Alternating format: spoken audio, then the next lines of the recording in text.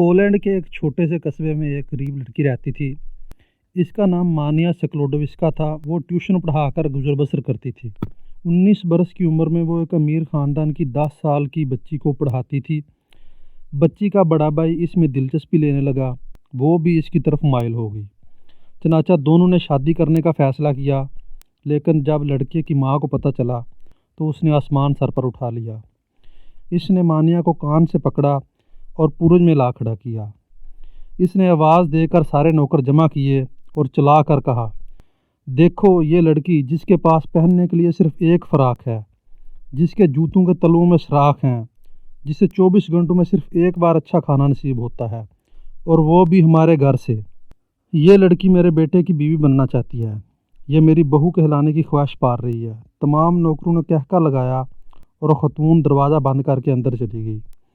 مانیا کو یوں محسوس ہوا جیسے کسی نے اس کے اوپر تیزاب کی بالٹی الٹی ہو۔ وہ توہین کے شدید احساس میں گرفتار ہو گئی اور اس نے اسی پورج میں کھڑے کھڑے فیصلہ کیا وہ زندگی میں اتنی عزت، اتنی شہرت کمائے گی کہ پورا پولینڈ اس کے نام سے پہچانا جائے گا۔ یہ 1891 تھا۔ وہ پولینڈ سے پیرس آئی۔ اس نے یونیورسٹی میں داخلہ لیا اور فزکس پڑھنا شروع کر دی۔ وہ دن میں 20 گھنٹے پڑھتی تھی۔ اس کے پاس پیسہ دھیلا تھا نہیں، جو کچھ جمع پونجی تھی وہ اسی میں گزر بسر کرتی تھی۔ وہ روز صرف 1 شلنگ خرچ کرتی تھی۔ اس کے کمرے میں بجلی، گیس اور کوئلوں کی انگیٹھی تک نہیں تھی۔ وہ برفیلے موسموں کی راتیں کپا کر گزارتی تھی۔ جب سردی برداشت سے باہر ہو جاتی تھی تو وہ اپنے سارے کپڑے نکالتی تھی، آدھے بستر پر بچھاتی تھی اور آدھے اوپر اوڑھ کر لیٹ جاتی تھی۔ پھر بھی گزارا نہ ہوتا تو وہ اپنی ساری کتابیں حتیٰ کہ اپنی کرسی تک اپنے اوپر گرا لیتی تھی۔ پورے 5 برس اس نے ڈبل روٹی کے سوکھے ٹکڑوں اور مکھن کے سوا کچھ نہ کھایا۔ نکاحت کا یہ عالم ہوتا تھا۔ وہ بستر پر بیٹھے بیٹھے بے ہوش ہو جاتی تھی، لیکن جب ہوش آتا تو وہ اپنی بے ہوشی کو نیند قرار دے کر خود کو تسلی دے لیتی تھی۔ وہ ایک روز کلاس میں بے ہوش ہو گئی۔ ڈاکٹر نے اس کا معائنہ کرنے کے بعد کہا، آپ کو دوا کی بجائے دودھ کے 1 گلاس کی ضرورت ہے۔ اس نے یونیورسٹی میں ہی پائری نام کے ایک سائنسدان سے شادی کر لی تھی۔ وہ سائنسدان بھی اسی کی طرح مفلوق الحال تھا۔ شادی کے وقت دونوں کا کل اثاثہ 2 سائیکل تھے۔ وہ غربت کے اسی عالم کے دوران پی ایچ ڈی تک پہنچ گئی۔ مانیا نے پی ایچ ڈی کے لیے بڑا دلچسپ موضوع چنا تھا۔ اس نے فیصلہ کیا وہ دنیا کو بتائے گی یورینیم سے روشنی کیوں نکلتی ہے۔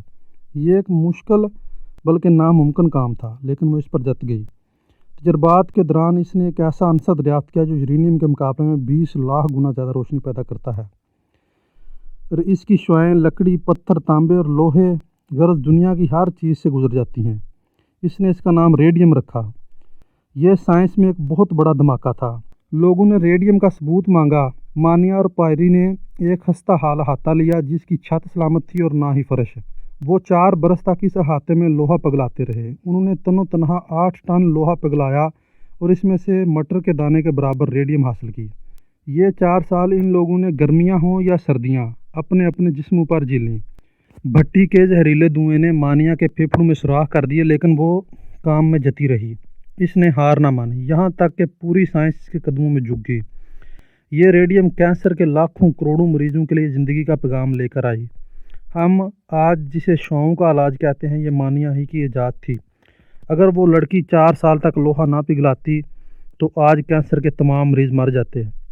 یہ لڑکی دنیا کی واحد سائنسدان تھی جسے زندگی میں دوبارہ نوبل پرائز ملا، جس کی زندگی پر 30 فلمیں اور سینکڑوں کتابیں لکھی گئیں، اور جس کی وجہ سے آج سائنس کے طالب علم پولینڈ کا نام آنے پر سر سے ٹوپی اتار دیتے ہیں۔